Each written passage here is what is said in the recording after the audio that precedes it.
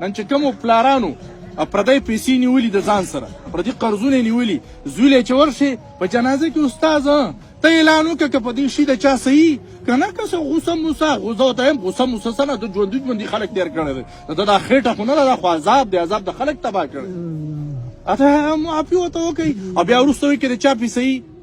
هغه زوی چې ورشي زوی دلته ولاړ وي ذمهوار وي هلته چې ورشي بیا مقبره کې پروت دی ډېرو ته یې ویلي زما د مخې زه په جرګو کې ورغلم وی هلته مقبره کې پروت دی هلته لاړ شه هلته ورسره خپله خبره پاکه مونږ دې ذمهوار نه یو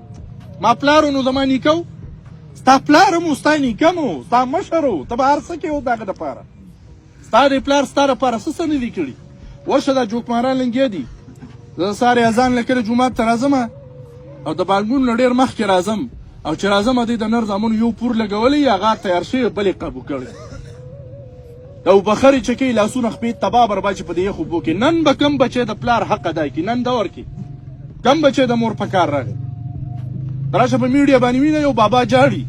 او د خپل زوی نوم باقاعده یادوي زه د پلاني پلار یم او داسې خیرې ورته وکړي بېګا چې غونې دې زیږ کړي وایي زه یې پرېښیم او د دنیا قرضونه یې د خلکو نه کړي دلته راپسې خلک راځي زما نه پیسې غواړي زه یې تباه برباد کړم او دی دغه دی نه ویډیو وکړي وایي دا زما پلار نه دی وایي دا پردی سړی دی هسې دعوه کوي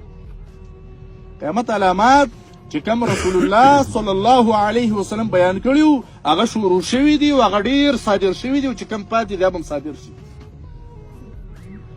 زه درته دا وایم چې رسول الله وسلم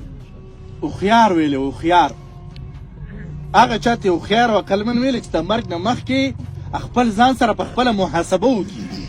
خپل ځان سره حساب وکړي بېګا مې ویلو په جنازه کې که تاسو وایي په ودونو کې لکونو روپۍ تباه کوو که نه په مړی چې وشي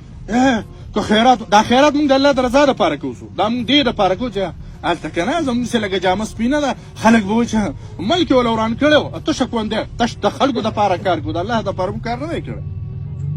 رسول الله وسلم چې فرمایي چې 3 سیزونه د مرګ نه بعد په کار راځي یو پکې صدقه جاریه ده زما او ستا لارې ولې ورانې دي زما او ستا جوماتونه ولې وران دي زما او ستا په ګاونډ کې د یو غریب د اوبو ضرورت ته کویې ولې نه کنې په کویې باندې د لږي مثال ډېر نو لات لګي رسمي خیرات باندې څونه شی لګي هلته د کرسۍ مجاهده ته ورته دعا کوه دا ډېره ښه نمونه ده دته دعا کوه دی په دعا پوهېږي شته پته پیماني اوچته وه ښکته کوه برګه پته نه لګي چې دا خلک وایي چې په دعا کې به د الله حمد وي د الله نه به یری خوف به وي رپېږي به او ړچېږي به او د دواړو جهانو په سردار محمد مصطفی صلی الله علیه وسلم باندې به درود وایي او بیا به دعا کوي موږ دعا کوو دعا به وکړو ته چې جنازې له راغلې دلته ښه ښکلې درنه جنازه وکړه ښه په قلاره یې وکړه او ټوپونه مه وه دا د دې مړي اخري حق دی ښه په اخلاص ورته دعاګانې وکړه بیا دې سړی راټینګ کړی پرېږدي چې خپل مړی ښخ کړي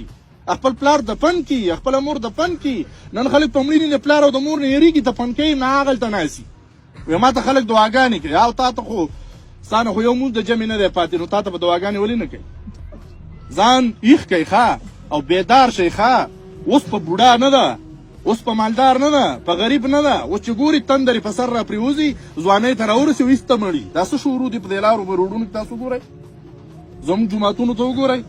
زموږ غمونو ښادو ته وګورئ د مسلمانانو لارو ته وګورئ د مسلمانانو معاملاتو ته وګورئ چېرته چې مسلمان جاړي د مسلمان د لاسه جاړي نه جاړي